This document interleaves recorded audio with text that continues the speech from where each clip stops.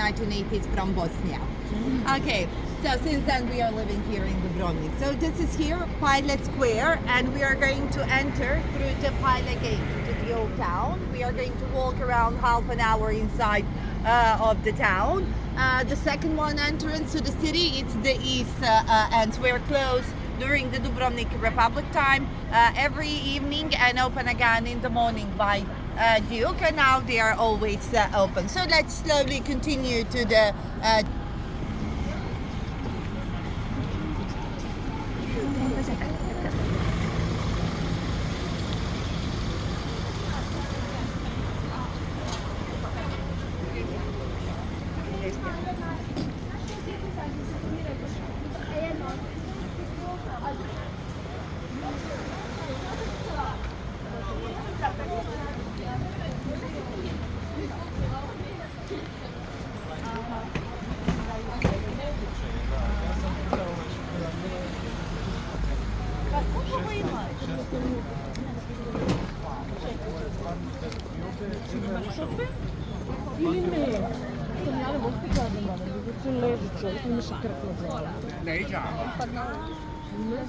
Ne, na kraju ne bi znao.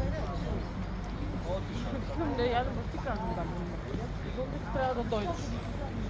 Pa dobro, znači kada se nađete, a tamo se blokiraju sve što kada... Много би измерено.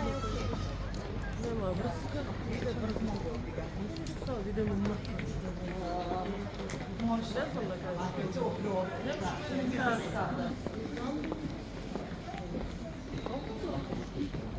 The stairs again.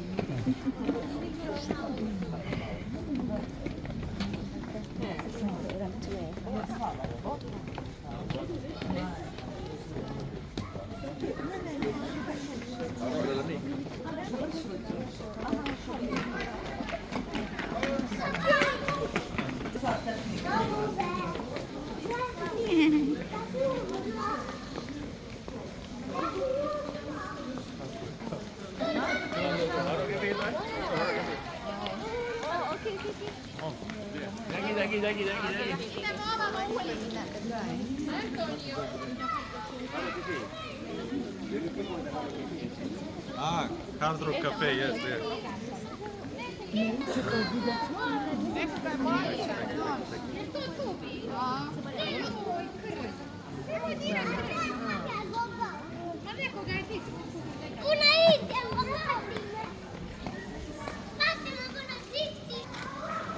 Yang lagi bagi dia cerita tu pasal tu tujuan.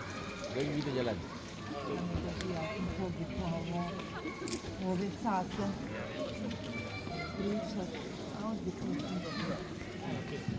Okay, so this is street. It's called the Plaza or Radon Street. It is 300 meter long. On the left side we have 14th Street. On the right side we have 11th Street. So wherever you go in this side of the street, you can walk around, explore the city, but you have to come back again to the main street to find a way out. So at the end of the street, bell tower. So you can always orientate by the clock tower. Turn your back to the clock tower, straight ahead, and it's the same exit like we entered through.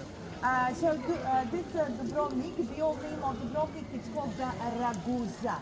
Ragusa derives from Laos, meaning a cliff. So according to Constantin Porphyrogenes, he says that the Byzantine period, he says that the refugees from Epidaurus, which is about 70 kilometers on the southeast side, actually where is the airport located. So these refugees, in front of the invasions of Avars and Slavs, they had to find another one shelter, and they found it here on the islet of Laos. This was before a water channel before. Croatian tribes arrived soon later and they settled on the mainland. So in order to connect these two settlements, they filled with the earth in the 11th century. So since then they have been united under the name of Ragusa, then later under the name of Dubrovnik. During that period, the beginnings of Dubrovnik, it was under the Byzantine Roman Empire all the way until the 11th century.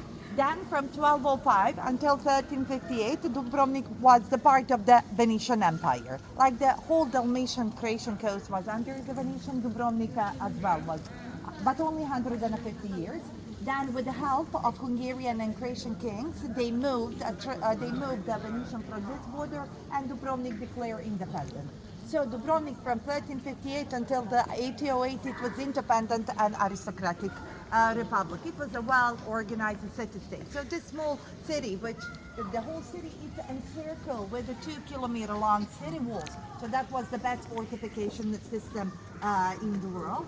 And Dubrovnik established many public institutions in that period, especially 15th and the 16th century.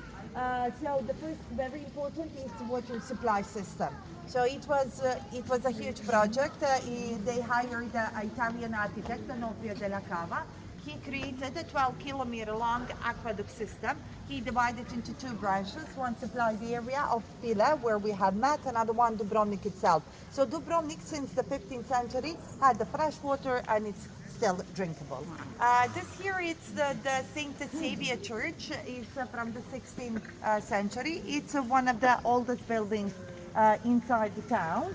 And it survived the earthquake which happened here in the 1667. So that was a devastating earthquake for Dubrovnik. Half of population died, 5,000 people died, and many of these buildings were totally ruined. So actually today, present look of the city has been acquired after that earthquake. So it was rebuilt, restored in the 18th century because it took them 30 years to recover from that earthquake.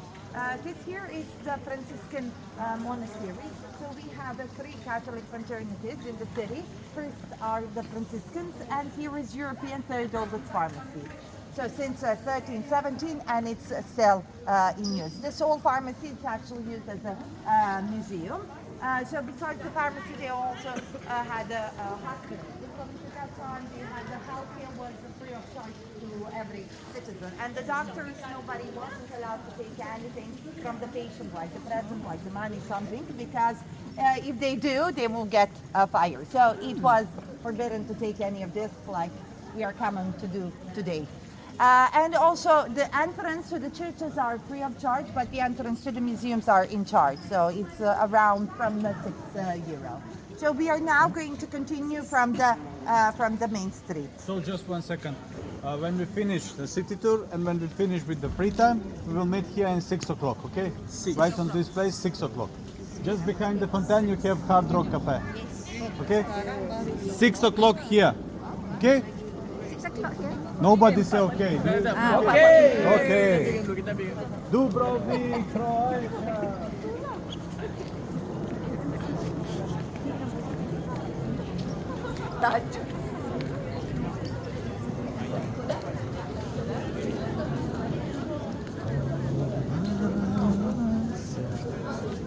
I wanna be.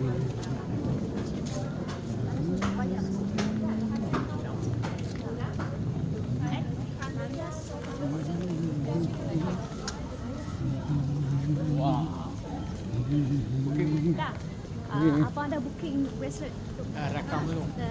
Senang. tangan kecil, murah kecil je. Tak besar sangat.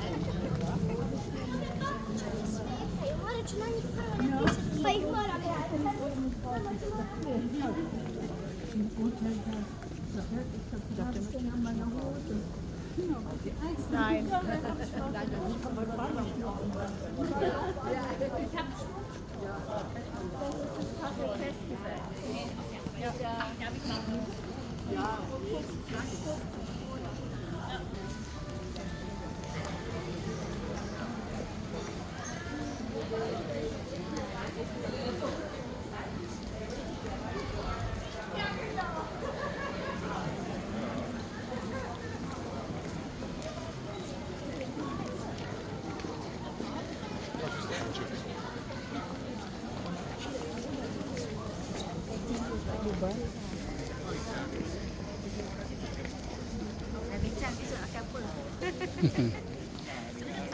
Besok pakai baju Melayu.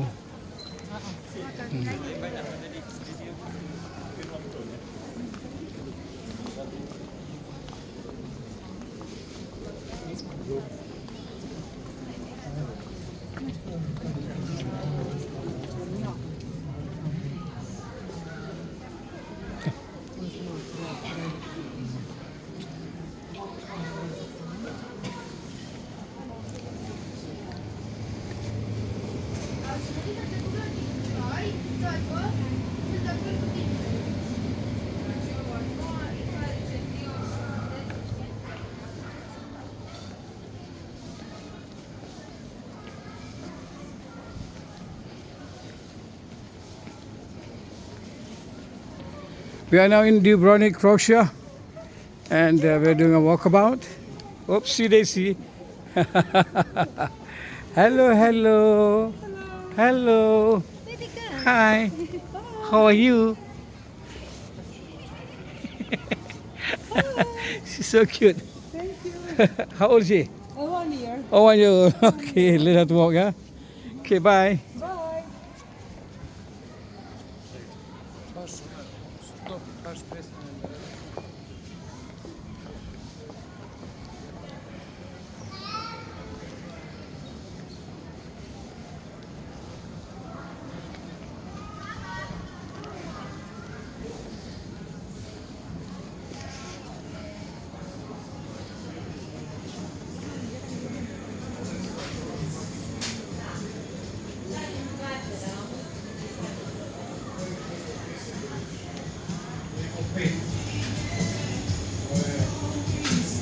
Hi, give me a wave.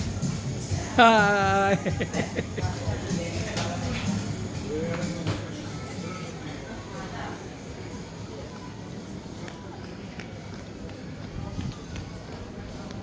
Ta. Ta.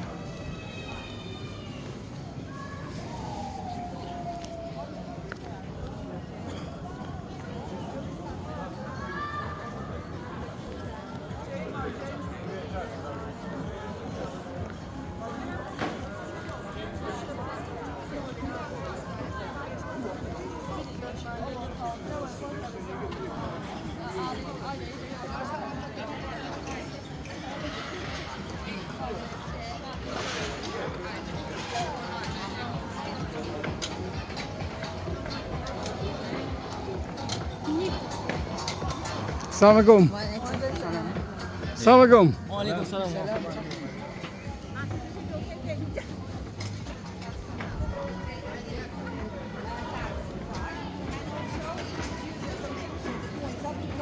They were produced here. And now it serves as a museum, as a public archive. Very important documents are kept in here.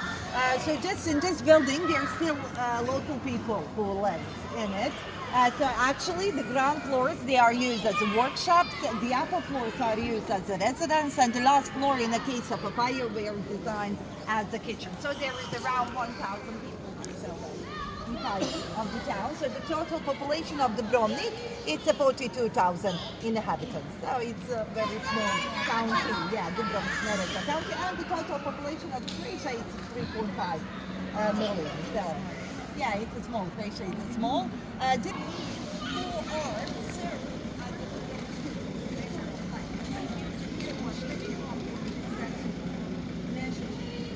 when they want to check materials to be humiliated, that was one kind of the punishment. They had also prison sentence and the death sentence, which were applied to the citizen already from the 14th century. So Dubrovnik was actually well organized, a city-state, and Dubrovnik has a statute from the 1272, from the 13th century. Everything was recorded in that sorry. regulation. Sorry. Size of the buildings, relation, laws, rights, everything was recorded in that.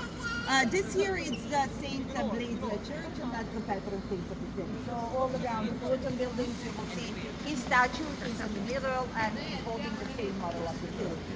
So according to legend, in the 1971 he appeared in a dream of one of the bishops where he told that the Venetians are going to attack the city.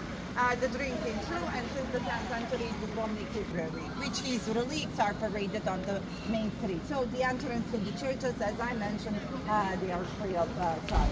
And also during that period, in the 15th and the 16th century, besides the Venetians, another one threat was coming from Greece, that was the Ottoman Empire. So since Dubrovnik was very good they had agreement with the Ottoman Empire, and they pay a tribute to them. But that was 12,500 gold ducats every year, but they were free. They were free and independent until the 1900s. So almost like 450 years, this small city was independent. So when we compare Venetians and the Ottomans, well, it's a small. But still it is a very good diplomatic skills. Let's continue to another point.